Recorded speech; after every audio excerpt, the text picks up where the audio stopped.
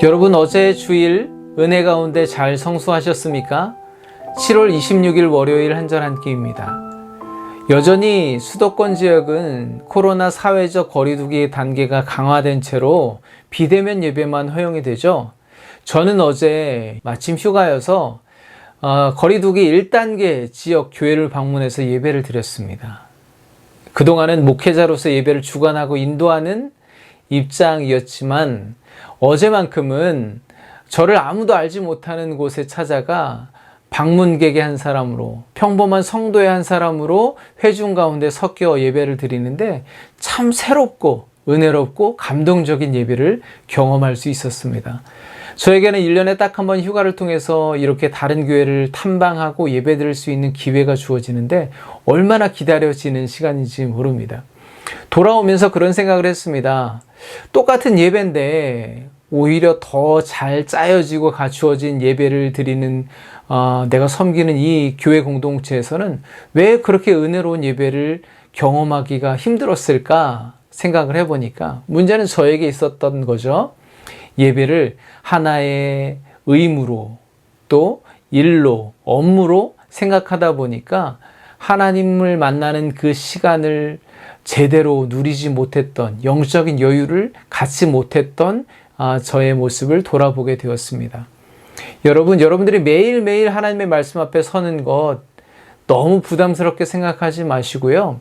24시간의 시간 가운데 이 시간만큼은 하나님의 말씀 앞에 주님과 함께 영적인 여유, 쉼을 갖는 시간이다 라고 편하게 생각하시고 말씀 속으로 깊이 들어가서 은혜를 찾아내어 정말로 쉼과 여유를 누릴 수 있으시기를 간절히 축복합니다.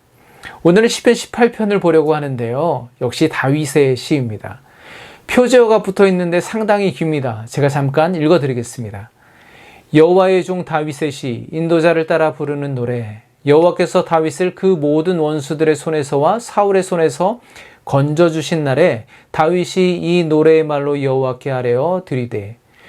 네, 표제어가 엄청 길죠. 내용도 그만큼 깁니다. 제가 기억하기로는 시편 전체에서 세 번째로 긴 시편이다라고 알고 있는데요. 이 시편의 배경은 일반적으로 사무엘하 22장이라고 말합니다. 사무엘하 22장에 가서 소제목을 보면 다윗의 승전과 괄호 안에 시편 18편이라고 되어 있습니다. 표제어를 통해서 볼 때, 그리고 배경이 되는 사무엘하 말씀을 통해서 볼 때 이 시편의 내용은 다윗으로 하여금 전쟁에서 승리케 하신 하나님의 은혜에 감사하여 찬양을 드리는 시편이라고 볼 수 있는데요. 한편으로는 다윗이 죽기 전에 그의 인생을 회고하면서 그의 삶 가운데 함께 하신 하나님의 은혜에 감사하여 고백하는 감사시라고 할 수도 있겠습니다. 그것도 그럴 것이 다윗의 인생을 쭉 펼쳐놓으면 그의 인생 자체가 전쟁과도 같은 치열하고 긴박했던 삶임을 우리 모두가 알 수 있죠. 그렇다면 다윗은 오늘 시편을 통해서 하나님께 어떤 찬양과 감사를 올려드리는지 함께 보도록 하겠습니다. 먼저 1절 말씀인데요. 나의 힘이신 여호와여, 내가 주를 사랑하나이다. 내가 주를 사랑합니다 라고 시작하는 시편이 그렇게 많지 않습니다. 딱 2편이거든요. 오늘 18편과 116편, 특별히 18편 다윗이 말하는 사랑은 히브리어 라함이라는 말에서 파생이 됐는데 그 유래는 어머니의 태, 자궁이라는 말에서 파생이 되었습니다. 그래서 보통은 하나님 아버지의 긍휼하신 그 사랑을 말할 때 이 라함이라는 히브리어를 쓰는데 오늘 다윗은 특이하게도 그 단어를 하나님을 향해서 사용하고 있습니다. 그만큼 하나님을 향한 자기의 사랑이 뜨겁다는 것을 표현하고 있는 거겠죠. 나의 힘이신 여호와여, 내가 주를 사랑하나이다. 이 고백은 시편 18편 전체를 아우르는 고백이라고 할 수 있겠습니다. 그리고 이어지는 시의 모든 내용들은 왜 그가 하나님을 그렇게 뜨겁게 사랑하는지 그 이유가 된다고 할 수가 있겠죠. 다윗은 1절에서 나의 힘이신 여호와여를 시작으로 2절로 넘어가면 나의 힘, 반석, 요새, 나를 건지시느니 하나님, 바위, 방패, 구원의 뿔, 산성이라고 고백합니다. 다윗에게 있어서 하나님은 그러시다는 거죠. 그런데 이 표현은 단순히 시적이거나 관념적인 표현이 아니라 전쟁에 관련된 단어들입니다. 그리고 다윗은 이 모든 단어에 나의라는 수식어를 붙여서 사용하고 있죠. 즉, 그의 인생을 돌아볼 때 하나님과의 관계에 있어서 실제로 경험한 그의 하나님이 어떠한 분인지를 이렇게 하나하나 열거하며 고백하고 있는 것입니다. 그럼 여러분은 하나님을 어떤 분으로 고백하시겠습니까? 성경책에서 배운 표현 말고요. 또 오늘 다윗의 표현 말고 여러분이 삶 가운데 하나님과의 관계에 있어서 여러분이 깨닫고 여러분이 고백하고 싶은 하나님은 어떤 하나님이신가요? 저에게 있어서 하나님은 참 여러 가지로 표현할 수 있는데 나의 하나님은 나의 열린 문이라고 표현할 수가 있겠습니다. 저는 어릴 때부터 제 안에 갇혀 사는 아이였는데요. 예수님을 만나면서 세상을 향해 문이 열리고 또 사람을 향해 문이 열리고 또 하나님을 향해 문이 열리게 되었습니다. 그래서 결국은 이렇게 목회자가 되었죠. 이후 7절에서 19절을 보면 다윗의 부르짖음에 하나님께서 반응하십니다. 하나님께서 다윗을 위해 움직이시는 모습들을 묘사하고 있는데요.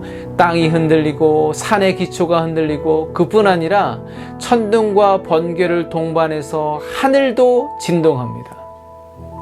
여러분, 이 모습만 보면 마치 하나님께서 세상을 심판하시는 모습처럼 보이지 않습니까? 원래 우리가 맞닥뜨려야 하는 현실, 죄인인 우리에게 예정되었던 하나님의 심판의 모습이 바로 그러했죠. 그러나 이러한 하나님의 역사가 더 이상 우리에게는 심판으로 다가오는 것이 아니죠. 오히려 오늘 다윗의 표현처럼 이것을 우리를 향한 하나님의 열정적인 사랑으로 또 우리의 간구에 대한, 우리의 믿음의 고백에 대한 하나님의 뜨거운 반응으로 묘사하고 있습니다. 다윗의 부르짖음에 반응하시고 마침내 원수들을 향해 분노를 쏟아내시는 하나님, 그들의 손에서 건져내신 하나님의 사랑을 다윗은 노래하고 있는 것입니다. 여러분, 우리의 믿음의 인생을 돌아볼 때 우리가 원하는 대로 이루어지지 않는다고 해서 또 우리가 원하는 방식대로 인생이 풀리지 않는다고 해서 하나님께서 무관심하시다거나 또 방관하고 계시다고, 침묵하고 계시다고 생각하지 마시기 바랍니다. 하나님께서는 우리의 작은 신음, 작은 소리에도 귀 기울이시고 반응하시는 분이십니다. 우리의 한시적이고 한계적인 시야를 넘어서 궁극적인 선을 예비하시고 우리를 기다리고 계신 분이십니다. 다만 우리는 우리의 인생 가운데 나의 하나님은 어떤 분이셨는지 그것을 기억해 내어서 하나님께 날마다 고백하는 삶이 되어야 합니다. 다윗은 이렇게 고백하죠. 그들이 나의 재앙의 날에 내게 이르렀으나 여호와께서 나의 의지가 되셨도다. 하나님은 우리의 궁극적인 의지가 되는 분이십니다. 여러분, 오늘도 우리를 사랑하시는, 영원히 사랑하시는, 실패가 없으신, 다함이 없으신 그 사랑을 의지하시는 복된 하루 되시기를 간절히 축복합니다. 내일 다시 찾아뵙겠습니다. 감사합니다.